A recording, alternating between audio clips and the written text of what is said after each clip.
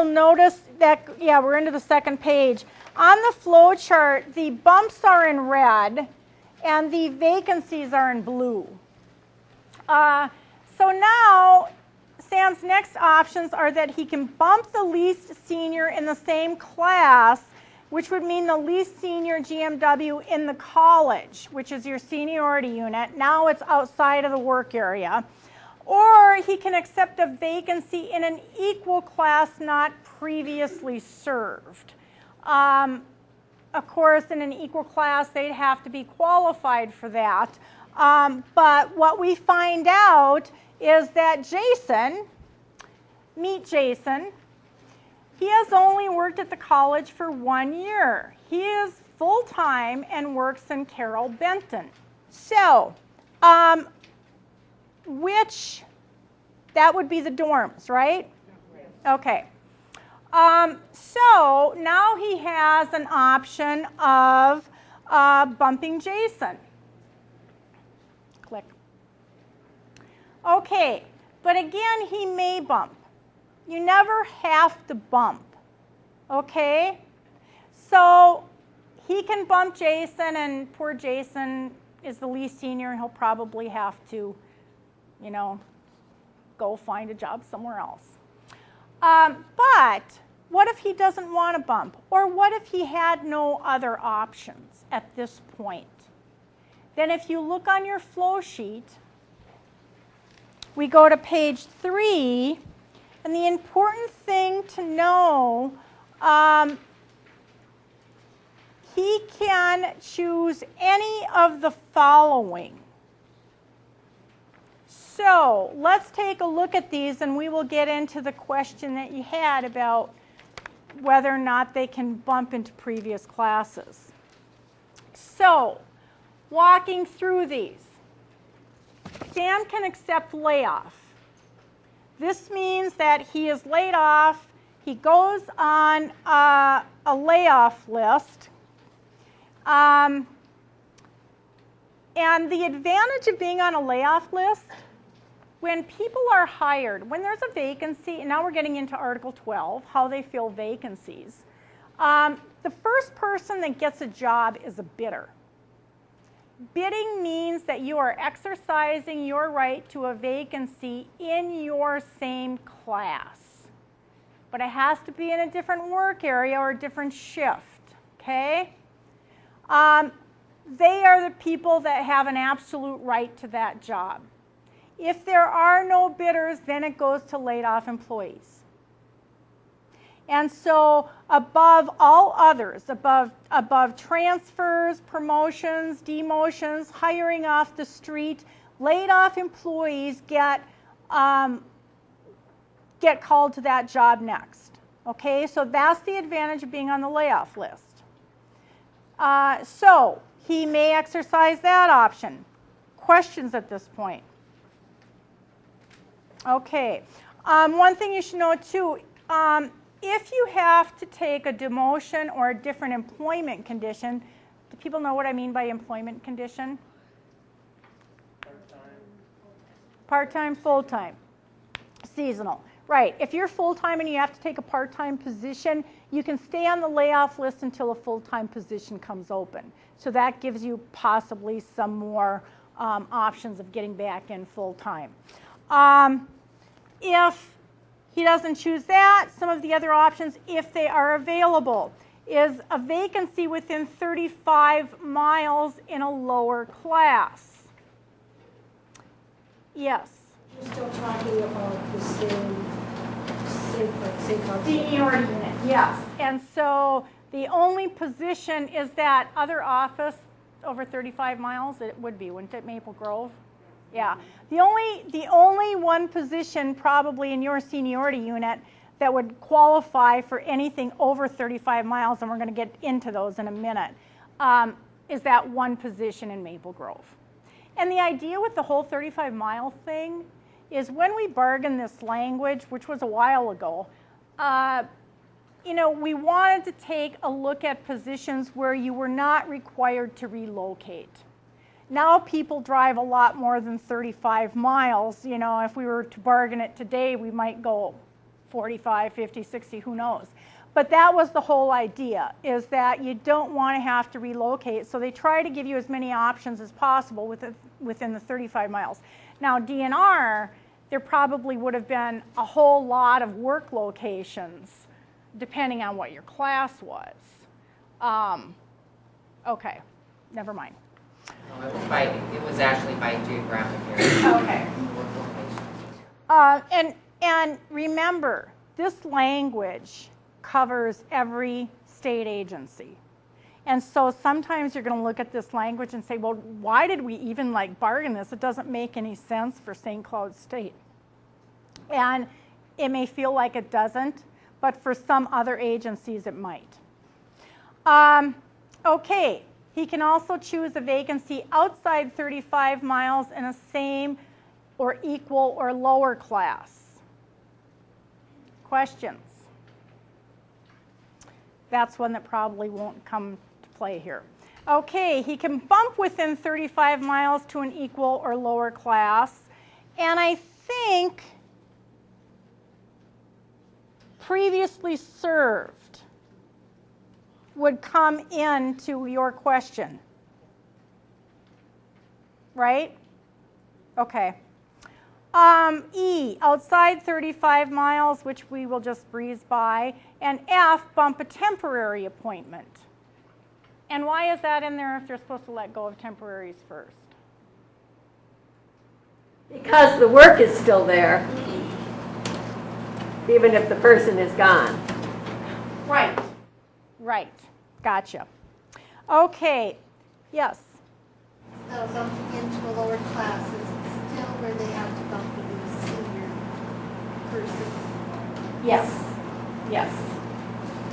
And I will say, in clericals, there's an appendix in the contract. I believe that for clericals, you can bump into a lower class in your series if you have not actually been in that class. So an OASI, I believe, can bump into an OAS position. Okay, thank you. Okay, want to talk about claiming a little bit. We talked about this. When you get your layoff letter, you should be informed of any positions that you can claim. If you get laid off today, say you're getting laid off. What's your name? Karen. Karen just got laid off. Sorry, Karen. And it gives you your bumping options, and maybe there's a vacancy, but you also have a claiming option. And that's something you want to check out right now, right away, because this is where you may have a right to a job in another agency. So what's your classification? OAS. Okay. Karen's an OAS senior. She may be informed in her layoff letter that there is an OAS senior position at DOT here in St. Cloud, full-time, and so you would have the option of doing that also. And you have that option during the period of your layoff notice, which should be 21 days, or 45 days, whichever is longer.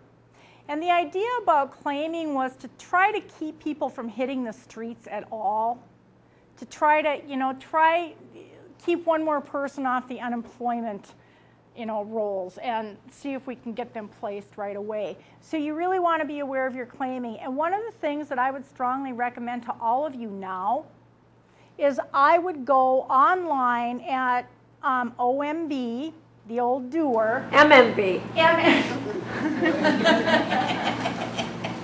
Although I could think of something for the O, probably. Okay, we're on tape. We're being tape flat. Oh. Editing. So I would go online right now, and I would post your resume. It's easy to do because I did it. The state never referred me to any positions. I found that odd. Anyway, not really. But it's very easy to do, and I would do it. And what I would really do, though, is check occasionally for vacancies within the state and find out what's out there. especially as, you know, rumblings start happening. One of the things that helps to sort of empower yourself is to know your options when this stuff is happening. When you get laid off, you feel powerless. And the more information you have and the more options you create for yourself, it sort of relieves the anxiety and the stress a little bit. So I strongly encourage you to do that. And there are sometimes that will get complicating too, but if you get a layoff letter, for example, and it doesn't have any claiming rights on it, I would go right to the MMB website and I would find out if there's vacancies in your class anywhere in the state. And if it's not shown in your layoff letter, I would find out why. There may be a legitimate reason for it. Some agencies post internally at the same time they post externally, others don't, but we need to look into it and find out. The other thing, that is the option that I exercised. But the other thing that you want to make sure you do is to check any other area that you're interested in, to go to their webpage or to even call their HR rep. Yes. Because sometimes they have open positions that are not on the job posting search site. Yes. So, I mean, that's how I found mine. And there was actually many. Really? Many.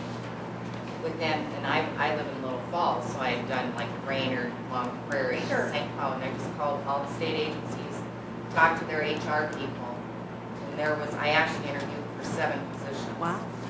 Were any of them posted? No, Wow. they were all vacant, unfilled positions that the posting days expired. And so they couldn't fill them, so they never reposted them. Wow. They were open existing positions, How long ago were you laid off? 9 years. Yeah. Well, that was right before things started taking a nosedive. But that is really good advice and interesting.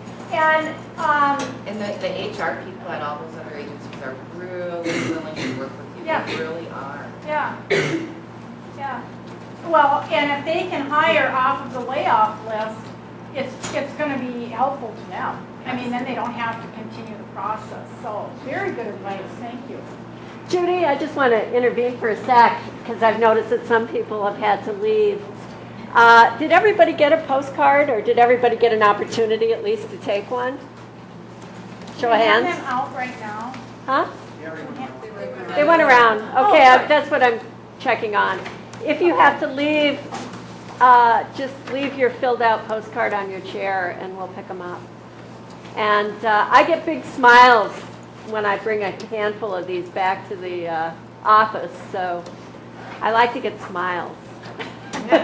Help me out. Well, yeah, yeah. Okay, the last option anybody would have is to bump to a different employment condition. You could, if there was a bump to a part-time instead of a full-time, he could have exercised that bump and still remain on the layoff list. Now, there's other things you need to know. The seniority thing that I think we already covered. Who brought that up? You did, yeah. Good question. Bidders still get first crack at jobs. Laid off people get second crack. If you have worked for the state for 3 years, you get 6 months insurance coverage and then you qualify for COBRA. You have to have worked for the state for 3 years to get that 6 months insurance coverage. And there are some people, because of that, that actually say, you know, I'm going to take the layoff. This is the time that maybe I should try to start up that little business. You know, I had one woman who, well, I'm going to do this and start that daycare business that I wanted and see if it goes. And, you know, and so that may be an option for some people. You are eligible to receive your severance pay.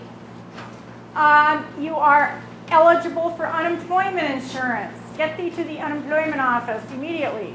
And you may withdraw deferred comp, but we strongly encourage you to talk to a benefits rep before you do. And if at all possible, don't do it.